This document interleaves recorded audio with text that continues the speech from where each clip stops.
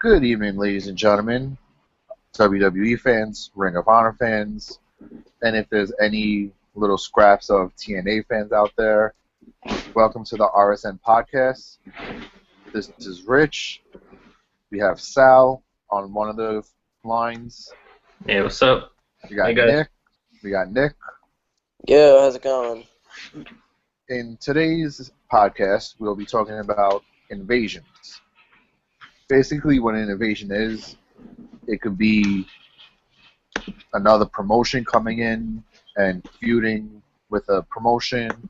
It could also be groups coming in that have been put together to invade a show or another promotion.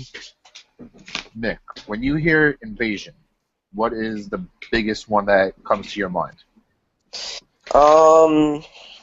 I mean, not in terms of success, but just word alignment, like kind of like wordplay.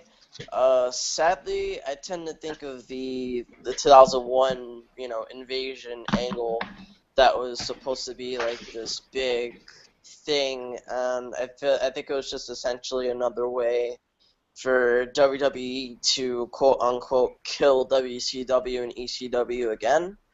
Even though back when it happened, you had all these big stars, and it felt like a huge thing at the time. But part of that was probably because we were about 10 years old, and we were kind of used to that kind of thing from the product of the Attitude Era. But looking back on it now, you probably need about 5 people, all their fingers and toes, to like go off the list of how that angle could have been better presented and things amongst that nature. But usually when I think of a wrestling invasion, 2001 comes to mind. So, what about you? Well, I mean, invasion, when you talk about invasions in wrestling, it's kind of a big topic, and it has a lot of people talking. I agree with Nick, invasion with the Alliance angle was a pretty big deal. I mean, at the time, you gotta understand, WWE bought out their competition, and now there's this whole talk that's been going on for years in the Monday Night Wars, So this is a great fallout, and I think that was a perfect time, perfect place to do it right then and there. I mean, we'll talk about this later on, but, when it comes to wrestling invasions, that probably sticks out the most. What about you, Rich? Just for the fact that we've all witnessed basically almost all the invasions, I think the best one was the NWO invasion. After Hall, Nash, and Hogan left WWF, and they jumped ship to WCW, just for the fact that even though people knew it was coming, they were still in shock. True. I think most angles they're supposed to set up that way. They're supposed to bring people to a shock. I mean, there's prevalent in a lot of angles where people were caught by surprise. It's unprecedented at times. It's great when it's unscripted, when it's planned, not pre-planned or anything like that. When it's just straight off the bat and it flows perfectly. That I think really does draw something, to say, okay, that is unexpected. It's something you probably would never see. It's something that was unbelievable, But yeah, NWO, when they come through, that was pretty big. And you've seen that with most angles. You've seen that in ECW angles. You've seen that in mostly in the TNA angles recently. That's been going on. There's numerous angles where that's happened, and it's pulled off greatly. Sometimes where it's been pulled off very poorly. That is true. There have been not really that much, but there's maybe a few, if even that many, for invasion angles. True. I mean, well, invasion angles, like, first let's get off the bat with invasion, invasion, the purpose of an invasion angle.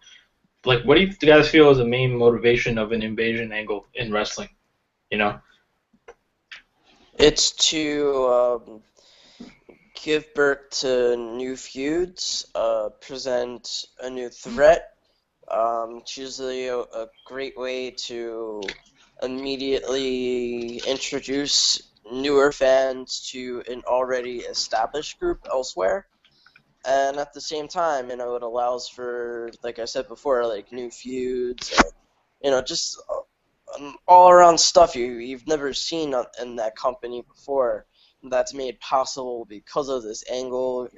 We got segments. It really opens up the floodgates in terms of creative direction. True. There's a lot of I mean, in addition, there's a lot of co-promotion. It's good for both sides at times. There's times where it helps both things.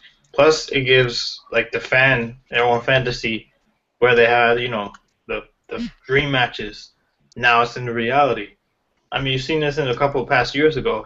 That this whole TNA and WWE angle, where they've had made promos. If you go on YouTube, there's a whole bunch of fan-made promos on dream matches with similar people, parallels in different companies, and they supposedly fight off. They put like clips of different promos and everything. Have you guys ever seen this? Like they put different clips of other people talking, and they tie it in and actually make a pretty badass promo. You guys check it out online if you guys get a chance.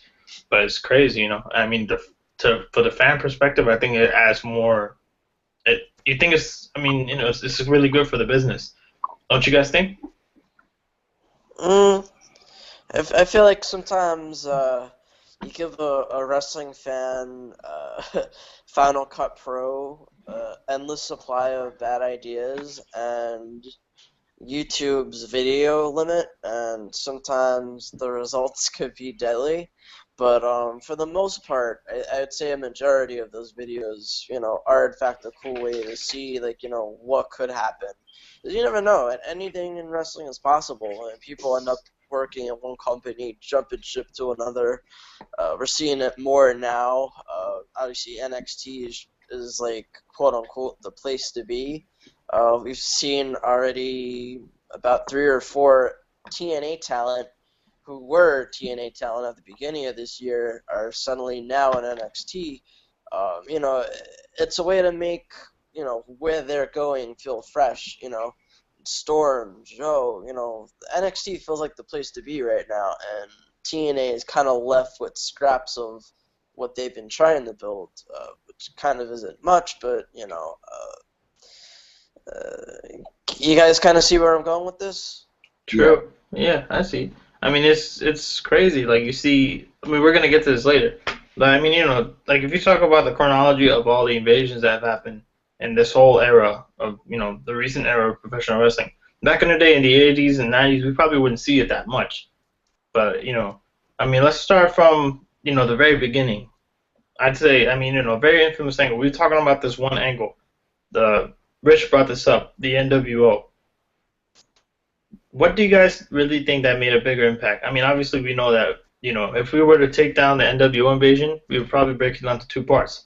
We'd have the outsider invasion, and then we'd have the NWO, where it was at its peak in WCW. Like, if you guys were to say, which would be more significant, the outsiders angles or the NWO coming in? Well, Outsiders. yeah, I was gonna say outsiders because if you think about it, that started the NWO. Because I don't remember who Hogan was facing, but at the end of the match, that's when he brought out Paul and Nash, and that's when he said, "We are the new world order of wrestling." True. I mean, it's like Nick has said before too. Invasions. That's the purpose of it. It brings out other new characters, brings out whole new possibilities. I mean, at that time, you gotta understand, people had the mindset that the outsiders came and they invaded WCW. And WCW really took advantage of that when these guys clearly were not aligned with WWE, but there was this mentality that that they were, and at that time it was unheard of to see someone jump shift 1, 2, 3 to another company. That was kind of bizarre, And I think that was especially the name, especially the names of who it was. It indeed was 3 of the biggest names in wrestling. True. I think with any angle, with any invasion angle, if you see any big names that come in and they make an impact, that's where it starts. That's where an invasion begins. That's where it has. If you track every invasion that has happened in wrestling, it all links to one name that's prominent in whatever they've done. I mean, let's switch gears into, I'd say, ECW. When ECW was in its early stages, WWF was in its early stages. ECW came out, and you saw them in the crowd. Slowly, they start coming in, and all the wrestlers are kind of peaked up. They're saying, "What the hell's going on?" And then Paul comes out and says, "Man, has this show sucked?" And then what happened? There was a whole takeover. ECW took over Raw at one point, and that's the co-promotion angle right there. I mean, what are you guys' thoughts on that? That whole setup there. Do you think it kind of benefited? Because a lot of people said that Vince, it was a stupid decision on his part from doing that. Do you think it kind of hurt him, or how do you guys feel on that? No, I disagree. What I'm thinking of is, the two companies would actually work together. Not too long after that, it was in 1997. You had ECW kind of share Raw per se. I don't know if you guys remember the spot where Sabu jumped off the top of the R on the stage. That was probably the most notable spot of that whole angle. Publicity, right? It was basically publicity for them. Yeah, it gave ECW exposure, and it was also allowing WWF, because they're getting killed in the ratings against WCW. And WCW at this time, they're telling this WCW versus NWO angle as good as you can. Basically, NWO is almost their own company that are basically going to start signing away people from WCW. They're becoming this big, unruly group. And WCW, they still got their loyal people like Luger and Sting and, DDP, so you got that whole war building up over the whole course of a year. It's going to culminate with Sting Hogan at Starrcade 97. So they had this whole year planned out. They basically won the whole year in 1997. And if you watch the shows, Nitro is the better show. WWE, they were trying to find their way early 97, not really quite finding, it until I'd say maybe the summer when they had Bret Hart turn heel and he had the whole Hart Foundation 2.0. And that, once he started, feuding with Austin, that's when they started to gain some momentum. But WCW had it this whole time. So earlier, before this, they had ECW share Raw with WWE. And, I think it was an experiment that worked out for both. And, it's been, I've heard that Vince McMahon even, lent money to Paul Heyman, and as you can see, it was able to keep him afloat, that much longer. But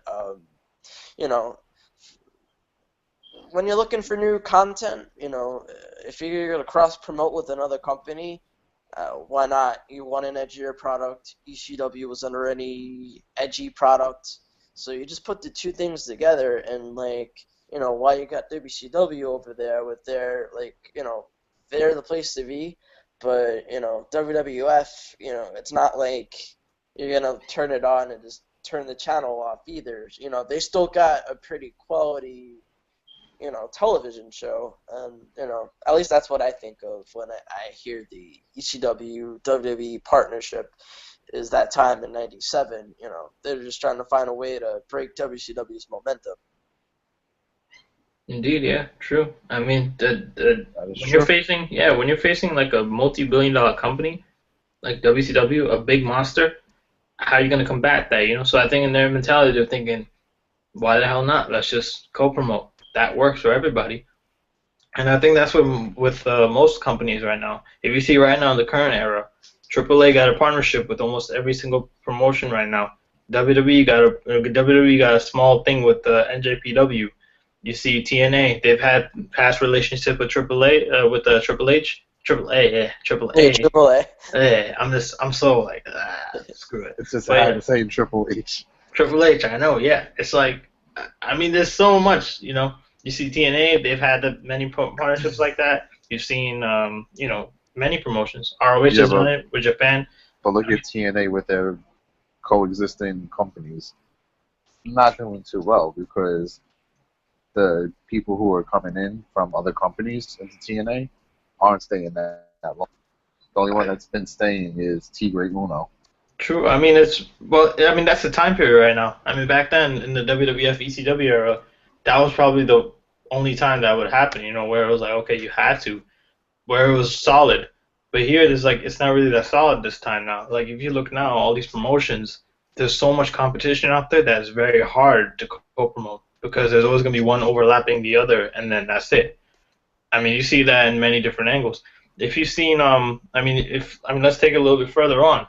Let's talk about the, ECW and WWE in 2006. You had Rob Van Dam. He had the New Money in the breed. Bank. Yep. He had, yeah. You seen that whole thing build up right there. ECW relaunch. You had a Rob Van Dam come in, use the name, headline One Night Stand, and then won the championship on that night. And that was something big right there because you saw a resurgence of ECW coming into WWE, and at that point you were thinking, "Holy shit! Like, are they really taking over?" And what I think that most things that separate the successful invasions from the not successful ones is reality.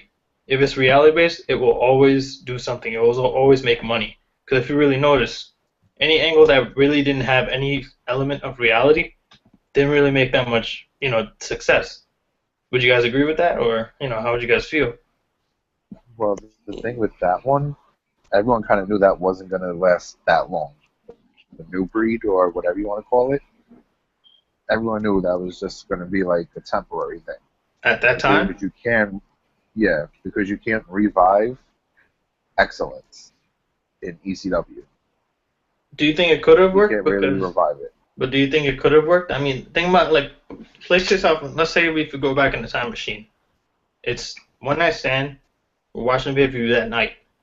You see John Cena come out, getting booed the hell out of.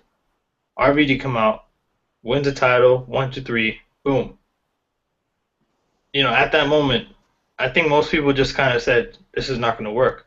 But then there were other people that are saying, oh, this is going to work, this is going to work, this is going to work, if they had the proper way of doing it. And obviously, Paul left, and then every whole thing just escalated into a whole failure, you know? Well, there is, RVD is probably kicking himself that, I believe it was him and Sabu, not too long after One Night Stand, because, that had a big impact. He beat John Cena. No one beats John Cena, but, I mean, granted, Edge helped him out in the match, if you remember, but, Yeah, he succeeded with the motorcycle helmet. yeah, he did the unthinkable at the time. He beat Cena and was now I think it was the company's top title. And Yeah. then, yeah, but what basically broke that momentum was RVD and Sabu, getting caught driving under the influence, Which is not new at all. and then on top of that, I think they had marijuana possession as well. So with that whole thing happening, that basically derailed any high hopes of ECW really gaining momentum. And as you know, that's what caused the they call it the July 4th screw job, but basically they had Heyman come out and try to recreate the whole one night stand thing where he comes out and does the 3 count. RVD was fighting the Big Show, and it looks like it's set to happen again, and Heyman stops at 2, and then he turns on RVD. Big Show becomes a new champion, and this happened in Philadelphia of all places, so it wasn't really warmly received, and then Sabu kind of fell off as well. So I think if you had RVD and Sabu, really not get stopped with this whole, with that police stop, had that not happened, I think we could have, I know it's 2015 now. I mean, I doubt ECW would have still been around because it would have turned into NXT either way. But I mean, I think it could have gone on a bit longer, but just because of not having RVD and Sabu, it forced WWE to make split decisions on who to have lead the way, and obviously Vince loved Bobby Lashley, and that led to the whole debacle that was December to Dismember. But that is just way too much of a headache, and honestly, I like my break. I don't want to. Remember how horrible that pay-per-view was? Yeah. Do you also remember that TNA tried to answer that open challenge by Nitro and Mercury? Yeah. They actually posted something on their website saying, "We're gonna be there," and then next thing you know, who comes out? The Hardy Boys. Yep. That was Yeah. yeah. The ironic thing was, I think that was the best match on the whole show, because the rest of it was just, it was A shit show. A blur. Yeah. Although it's not completely Heyman's fault, because he did have some creative input, but he was completely overshadowed by Vince. I believe Heyman wanted to have Punk all the way till I think the final 2 of the Chamber, and Punk was gonna beat Big Show, who was the champion headed in, on the first pinfall, I think maybe a few minutes into the match by submission, already guaranteeing us a new champion. That was going to be his way of opening the match, and he would have made Punk already. But, as we saw, Punk was the first guy eliminated, and RVD wasn't, in the match long thereafter. And the whole thing just went downhill. The crowd didn't buy it. No one was going to buy Lashley. And I don't know why Vince was so stubborn. As you know, he does it these days too, with the whole Roman Reigns thing earlier this year. It's just something that's not going to change. But as we saw with WrestleMania 30, the crowd can make a difference. They do have a say. And it's just a way of seeing how things will work out. True, that's another example of reality. Reality can also make an angle good, but it can also destroy an angle. Because if you saw with Sabu, that whole thing got derailed.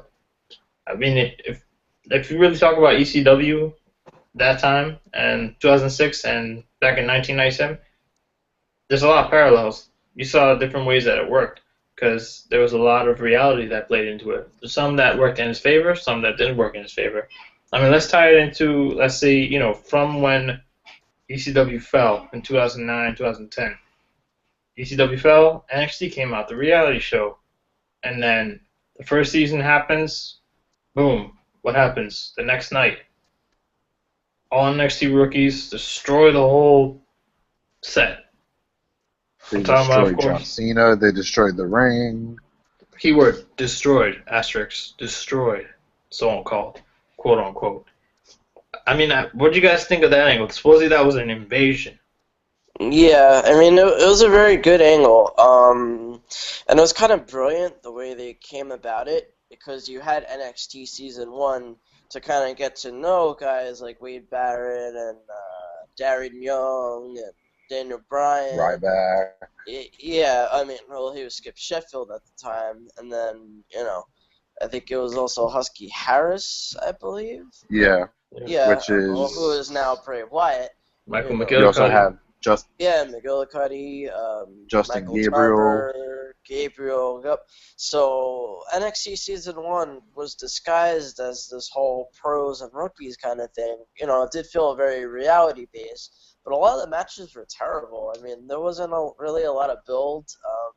There were some useless competitions. It felt tired. I don't even want to address the Divas season that was.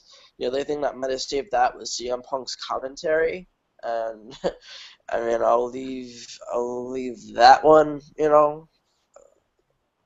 Let's leave that one in the past. We should just that one shouldn't be coming out of the bag either. It's basically.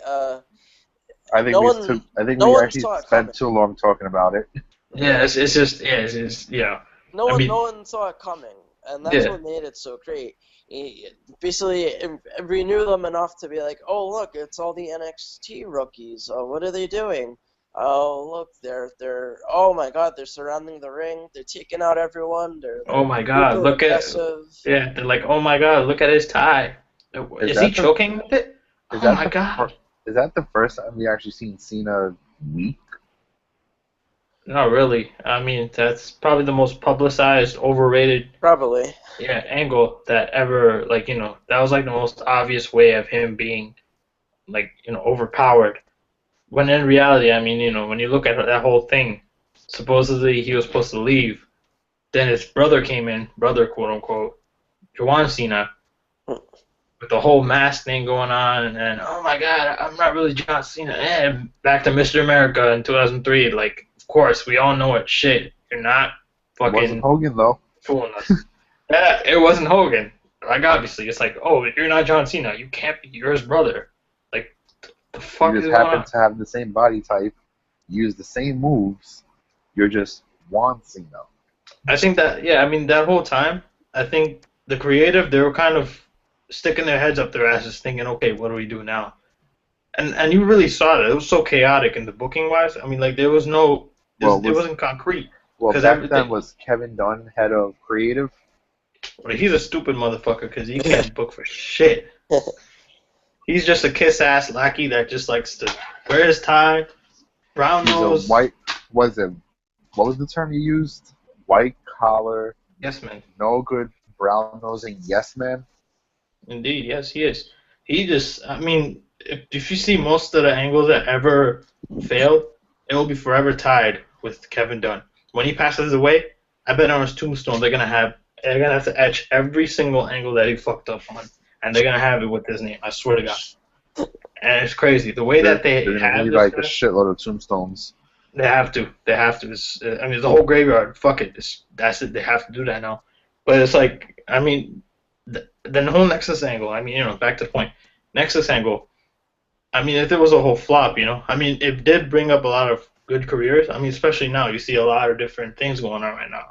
Like you see Bray Wyatt coming out, Skip Sheffield, who is now Ryback. You see David Otunga, who kind of got a little push, but then kind of sifted off away He's a little bit. backstage now. Otunga wouldn't be one of the people I would point to as a success. Nikola Cuddy kind of fell along the wayside too. True. Husky, Gabriel went on. I mean, he was kind of a jobber, but now he's kind of found success elsewhere. But I mean, this whole group of people, they've actually been successful as of late, and I mean wrestling as a whole. Because you see Brian, after he got fired supposedly for choking out the announcer, he went to the Indies and they called him back, and he was riding a whole wave of success. But I mean, when you saw like things like CM Punk get involved in there, I mean, you really saw it was a kind of chaotic thing, and I think that's why it didn't really work. I mean, what did you guys really think that really kind of messed that whole thing up, from the Nexus, from the whole new Nexus angle to the whole Invasion angle? What would you guys say kind of flopped that whole thing? It was because Punk wasn't really. I mean, yeah, Punk was a really good heel. I think he might have had his best mic work during this time period. But that's the thing. The group didn't really. They weren't really seen as threats. They were unbelievable, right? Yeah, they weren't really believable, and nothing was really done to establish them as threats. They were kind of just there. And, I think they just gave it to Punk to keep him busy for a few months. It was kind of like a poor rehash of the Straight Edge Society, just without the whole quote-unquote punkness thing to it. But the ironic thing was Punk was able to transition to the Rebel because of that gimmick. And I think because of a lot of what didn't work with that was what sparked this like vocal outrage, and that in turn helped to, usher in,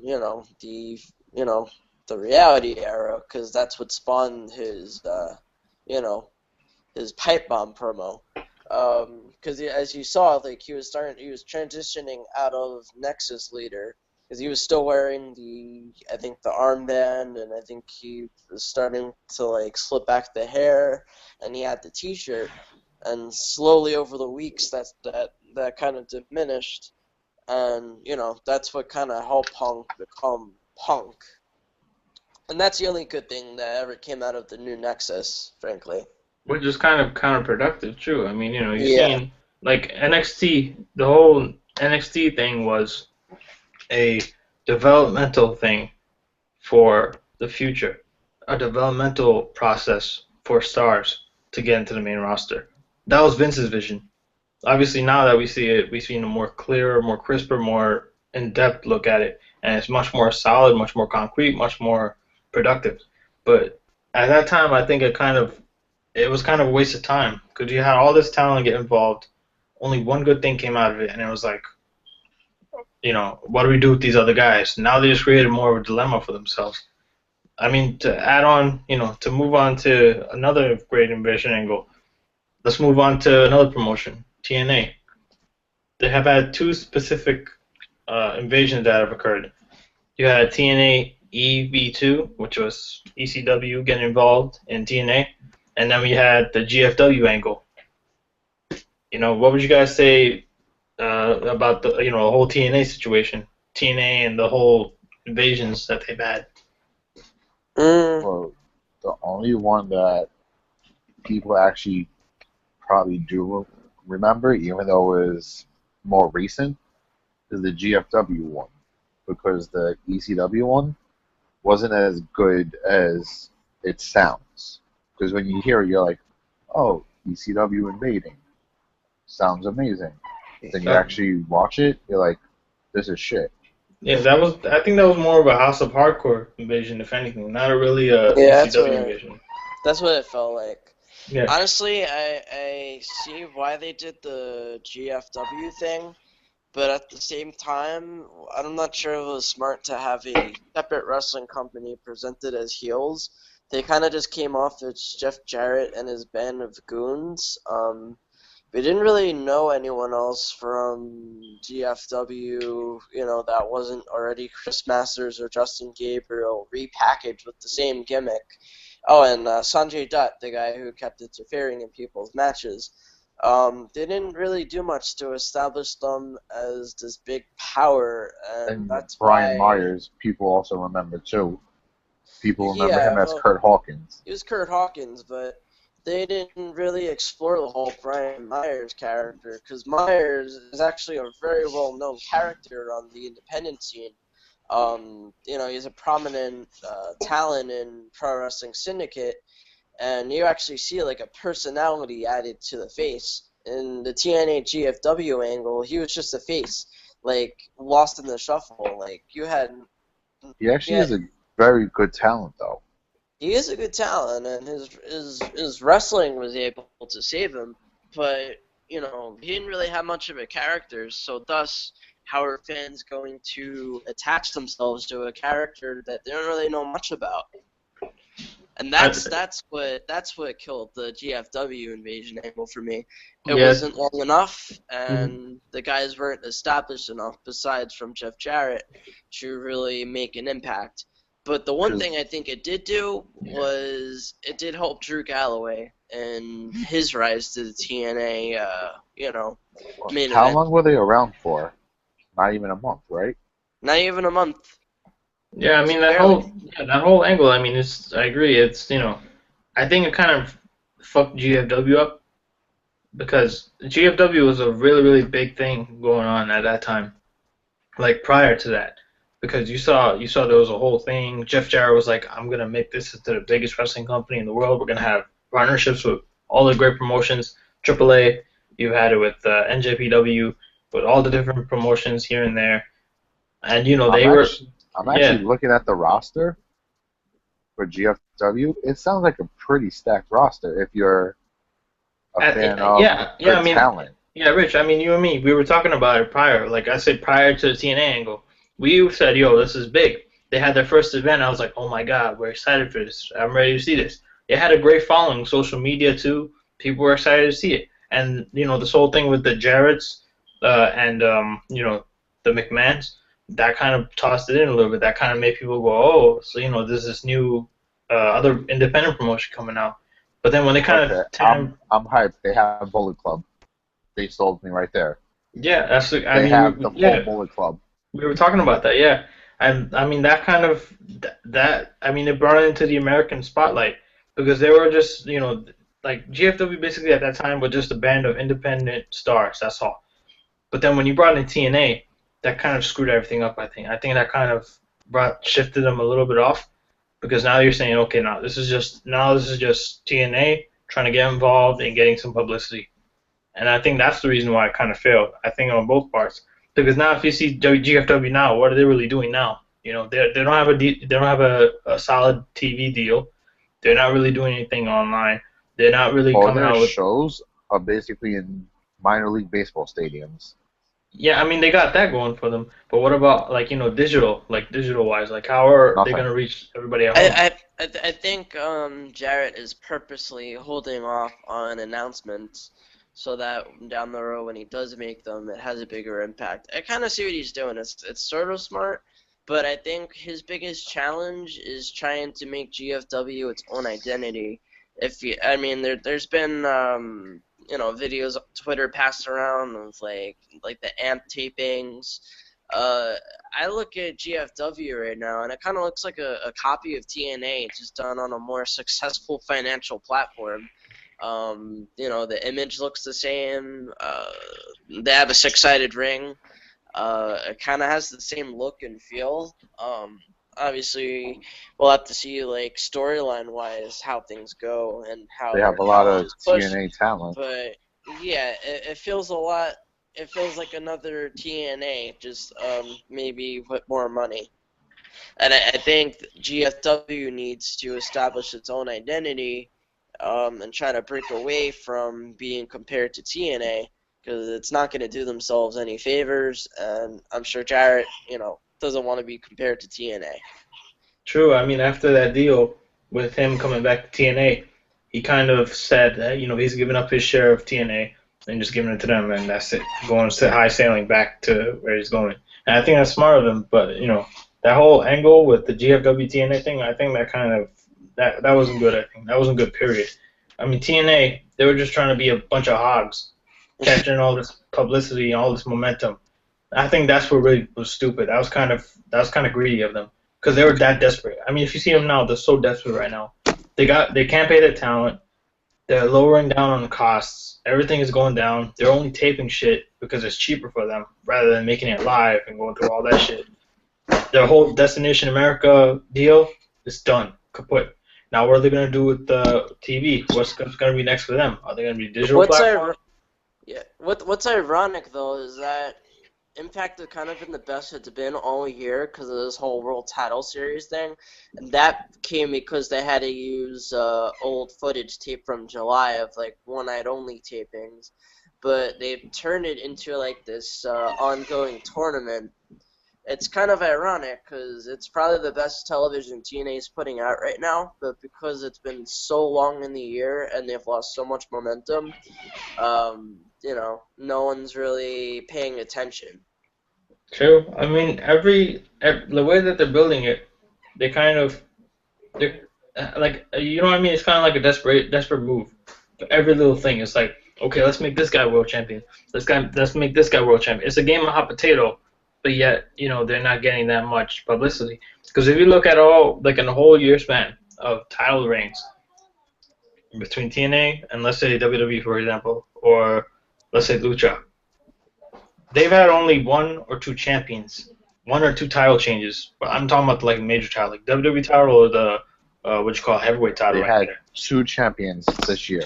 Yeah, and now if you see TNA, you had Brock Lesnar. They have Brock Lesnar. And Seth Rollins.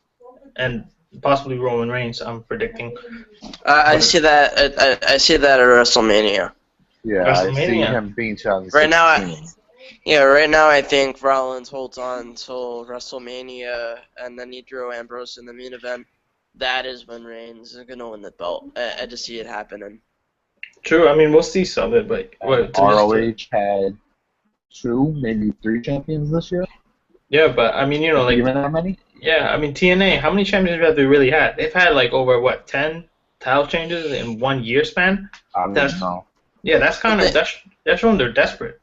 They're desperate for No, attention. right now they don't have a champion. Before that, it was EC3. Before that, it No, it was Matt was Hardy, but then Angle. EC3. Yeah, Matt Hardy, Yeah, before EC3. that was Hardy. Then it went to EC3. Before him, it was Angle. Before Angle, it was Lashley. And before Lashley, I think it was Rude. Yeah, Rude. Well, Yeah, does anyone want to know a spoiler? no, not really. Nah. Save it. Yeah, I was saying it was already we leaked don't want online. to ruin things for our listeners. Yeah, it's already been released, but I mean, It's you know, out there. yeah. You could just look for it. yeah. I If mean, you we really But- want to know. But True, seriously, who watches TNA though? yeah. What the fuck is TNA? But I mean, that's the thing with TNA. I mean, you know, they've kind of flopped it with the Invasion angle because it really didn't give them that much momentum. But Did with, the like, only thing with TNA is their results are already leaked months before it even happens.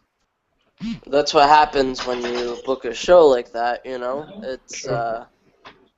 you can only do so much when you tape so far. Well, in the one advance. thing that is kind of like, wow, is James Storm didn't even know he was in that whole TNA World Title Cup thing before he went to NXT.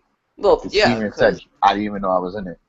yeah, because that was from a match tape. And those were matches taped back in July, and you know now it's October, and you know it happened on NXT about 2 weeks before it aired, but I've also heard that TNA deliberately did this. You know, they planned this out in advance to fill out the rest of their television content because they knew they had to find some way to stay on the air after Bound for Glory because they weren't supposed to have any live events after that. So, you know, I think it was supposed to go down like this to give them more, you know, more content. But, I mean, Well, they're supposedly frustrating. filming more shows in the Hammerstein Ballroom in January, February, they said. I can I mean- see it happening. I mean, I feel like TNA was at their peak. If they're Maybe still around by 2014. January, February. Yeah, I feel like the shows this year kind of missed, you know, a little bit of that feeling that last year had. But, you know, it's a very good market for TNA to want to stay with. But I also hear they want to do things outside of America too, because they have a big following in the UK, and then they're doing this India tour soon. You know, Oh, what's his face is like the main star of that tour, yeah, right? Mahabali Shira. Bravo, Shara. And then they have Also, Kali. From what I heard, Kali's having a partnership with TNA, and like he has a wrestling school there, and in one of the villages there, and he's actually having these young talent, young people there. Like India, there's a big following for wrestling. Like they are, and there's a lot of craze there for it. Like how you know how it was in the '80s here. That was kind of like how it is there now, because they kind of they're not the kind of people that are just gonna be like, oh, like part of them will be, oh, this is bullshit, oh, it's fake, whatever. They kind of are believable into it, because there's a big following of Bollywood there, because they've had almost, like, if you look at Hollywood right now, they come out with a certain amount of movies a year, probably about, say, under 200, maybe 300 films right now. It might be more because of the internet, but that was back then. But if you see now, like Bollywood, compared to Bollywood, they make probably about 1,000 films in a year. Can you believe that? Almost 1,000 films in a year. Like, how do you do that? Crazy. That's a world record there. But that's because the audience there, they're kind of absorbed with entertainment. So when they see wrestling coming through, they'll give their money. They'll be like, "You take my money. I'm ready. I'm ready to see this." So that's what I think TNA is smart in doing that. But they're kind of, that's if kind they're of around to do it. true. They've done this in the UK too, trying to get people from the UK. But again, I think it goes back to desperation. Speaking of desperation, how about that time when EV2 happened? TNA and ECW. Like TNA, they were kind of falling back from the publicity of, the whole January 4th takeover with, the competing head-to-head with WWE. And then they kind of fell back. And then what ended up happening? ECW invades. And that was kind of, if we go back to that, that was more of a House of Hardcore invasion than an ECW That was more invasion. Tommy Dreamer's company. Yeah. I mean, you had that big pay-per-view too, the Hardcore Justice pay-per-view, which I think was pretty good when you saw that, because you saw names like New Jack come out. You have people like the Gangsters come back. You see Dudley. You see all this extreme stuff happening, and it was kind of interesting for a little while. But then after that, when they kind of fell off, they were kind of like, okay, well, what can we do now? You know, like how would you guys see the EV2 angle? You know, like compared to the GFW angle, do you think it kind of was more successful, or did it come out a little bit less? Um, I think it was good in some ways, but bad in others. I mean, you're comparing this to the GFW angle. I mean, anything is better than GFW angle, in my opinion, at least. True. Because Yeah. the guys in EV2 are already established. You know, you already knew who they are. All they have to do is just do something shocking, and boom, you got something right there.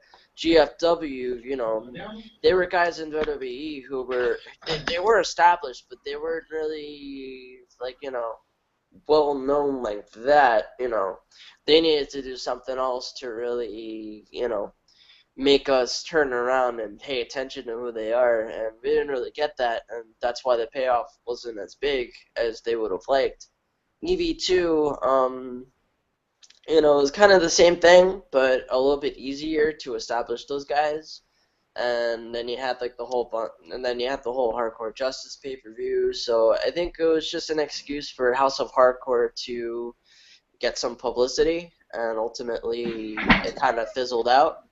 But obviously TNA was trying to divert viewers away from the fact that they just tried to go head-to-head with WWE and utterly failed. But the ironic thing is, if you look back at it now, like the footage, like TNA, the arenas were packed. Like they were going on the road, and it looked like they were actually finally starting to get somewhere as a company, to become a legit number 2 threat.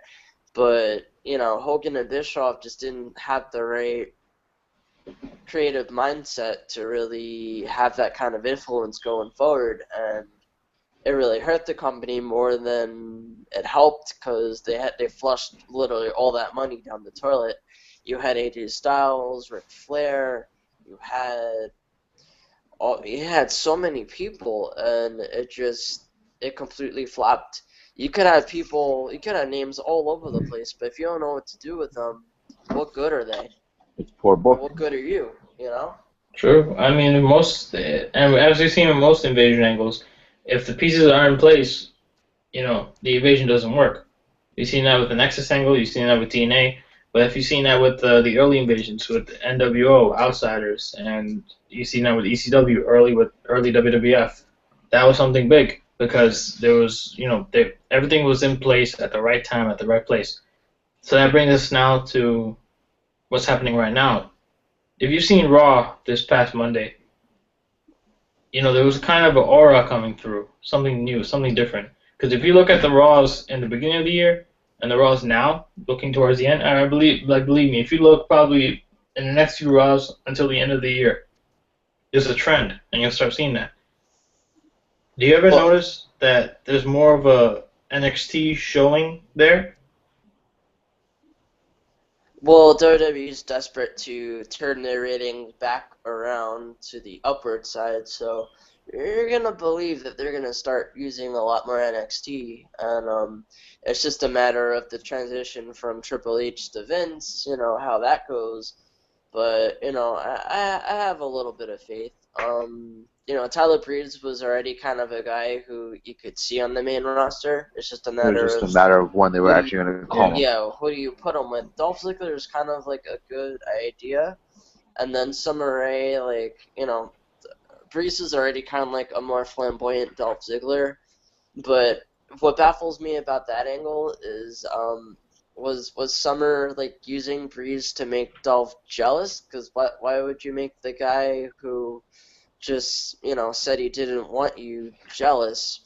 But none of it makes sense, and it's tied to that awful Love Square storyline thing with Rusev, Summer, Lana, and Dolph that WWE's still trying to shake the cobwebs off of. But hopefully Breeze is more established in time and hopefully grow past his angle and grow some momentum on his own. What was sad was on NXT, he was kind of the guy who lost a lot of his matches. He lost every match on TakeOver this year. True. I mean, I think like if you've seen this year, more people have been being brought up now from NXT, and instead of being put on SmackDown, I mean they're trying right now to bring people on SmackDown because there's less of a following there on SmackDown. They're trying to get their ratings up there, but you also see it on Raw now more because you saw people like names like Braun Strowman, who wasn't even in NXT, who was a Performance Center alumni. And you saw people like, many of the names, Kevin Owens. You've seen, many great names from NXT come over to Raw. And as many suspected names, too. Baron Corbin, who's they're saying is going to come up soon. They don't know when. Well, Tyler everyone Bleeth. thought he was going to come up much. Everyone thought he was going to come up with when it was Shield versus the Wyatts. The Wyatts, right? Yeah. I mean, that's the good thing though, because that's what we're kind of looking for. WWE is trying to get this trend of okay, let's make our own talent instead of bringing in other people from other companies, like let's say or someone who's been there for a long time before. Let's go ahead and create our own talent. So I think that's smart of them, and it's very economic of them too, because Like now they have another good example for John Cena's U.S. Open title at Hell in a Cell. Everyone could have swore it was going to be an NXT guy. True, and then they caught off on surprise with the AAA Mega Heavyweight Champ, Alberto Del Rio. Because in your opinion, who did you think was actually going to answer the challenge? I mean, we brought up a couple of names in the last few podcasts. You've seen this, right? We thought it was going to be Baron. We thought it was going to be Brian. We thought it was going to be Joe. We saw a whole bunch of names. I was hoping it was going to be Breeze. That's what everyone in the world was saying. Yep, indeed. And I actually was hoping for Joe. But then when there was a rumor that it was going to be Joe, I was so hyped. I was like, oh my God, it's going to happen. It's going to happen. And the next thing you know, it's not Joe. WWE swerved everyone. Yeah. And then Del Rio came out. And that was kind of a blow to everybody. Everyone was like, oh, so now we see how everything's going on. You'll see more of this in the Shoe podcast. But everyone liked it, though. Yeah. I mean, there's a whole discussion on that we could talk, But, like, I mean, this brings it up to, NXT and Raw and WWE right now, the main roster. Do you ever feel that there's going to be a new NXT revolution with the current WWE main roster? Because, we're closer now to Survivor Series. Survivor Series is almost about to happen now, So how is that going to play a role now? Well, I know everyone is probably going to want this, but it probably won't happen. Team NXT versus Team WWE. Down the line. I can't see it happening. I can't see it happening either, because all the big names will be called up. I mean, I think some point it will happen, but not in the context where it will be. If NXT wins, does that say the main roster sucks? And if Team WWE wins, that doesn't really help push NXT to really establish themselves as people well known. So I think for that reason they should try to steer clear of. And then it just sounds like another rehash of the Nexus angle. We've already been there. We can have like a ball with all of this new talent, but let's establish them individually, allow them to branch out. And a lot of the NXT talent is better than it is now than it was back then. Yeah, True. Definitely. I mean, if you really think about it, do you really think we haven't mentioned this either? I'm really surprised we haven't. It just hit me now. When we talk about invasions, how about when they had the Ruthless Aggression era with Raw versus SmackDown? You remember those days, right? Where it was really big. You saw Raw. When SmackDown was actually worth watching? Yeah, when it was really high, that whole period. That was really interesting at that time. For me, that was crazy because every Survivor Series. The super shows. Yeah, and you had the super shows. I mean, that kind of killed it because it wasn't SmackDown versus Raw. It was actually just WWE. But like when you saw SmackDown versus Raw, like I say, 2004, 2005ish, you saw every Survivor Series. It would be Raw versus SmackDown, Royal Rumble. Every Royal Rumble, it will be SmackDown versus Raw. The last two people on the Royal Rumble always be a Raw guy or a SmackDown guy, and everybody be like, oh shit, oh my god, something big's gonna happen. And like every other pay-per-view, you saw this whole integration of other specific names from different brands coming in. Do you think there's kind of some kind of parallel with that, like SmackDown versus Raw versus TNA and no TNA. Sorry, what the fuck am I saying? WWE main roster versus NXT. I don't think so. Because I think because I actually see a big parallel between that. Because back then you saw them, like you gotta understand, it was off the heels of the whole the Monday Night Wars. Instead you saw SmackDown versus Raw. That was kind of a competition going on there. But now when you see that, do you think they'll ever be able to do a thing where it's like NXT versus the main roster? Because I think I see that now, especially with the Divas Revolution. Because if you really think about it, pay-per-view wise, every pay-per-view that you saw, and it was a main roster Divas title match or Divas match, people kind of looked at it and said, whatever. And then when they saw NXT, like Takeover with what'd you call it, Bailey and with Sasha. Yeah, with Sasha. That was a hit. And that people kind of drew comparisons from those two, saying, "Oh, NXT is better because of this." WWE's kind of, the main roster is kind of like, they're not doing nothing, where some things overshadow other. Do you really like? Because I see that kind of, you guys wouldn't agree with that? To some extent, I don't know. It's kind of iffy. I mean, right now yeah. Because I think Divas Revolution, obviously, we would probably say, we'd all probably agree that NXT has a better Divas division than the main roster. What'd you guys say? Definitely. Yeah. Completely. And then when you talk about main roster-wise, it's kind of a hard debate, right? Because when you look at NXT versus the main roster, like heavyweight title match, the IC title versus the NXT lineup that they have, that's kind of debatable right there. Wouldn't you guys agree? To some extent. Yeah. Because right now, the this week, upcoming Wednesday, we're gonna have Finn Balor facing Apollo Crews. Which everyone knows, indie-wise, that's an amazing match. Prince Devitt versus One Nation, amazing match in indies. So just imagine what they could do in NXT. And we never got to see that in the indies, but now we get to see it on the WWE platform, Whereas right now, what's the program right now in WWE? They have Seth Rollins versus Roman Reigns. For the 3,000th time? Yeah, that kind of, it's kind of a different dynamic, when it kind of puts everything in a different light.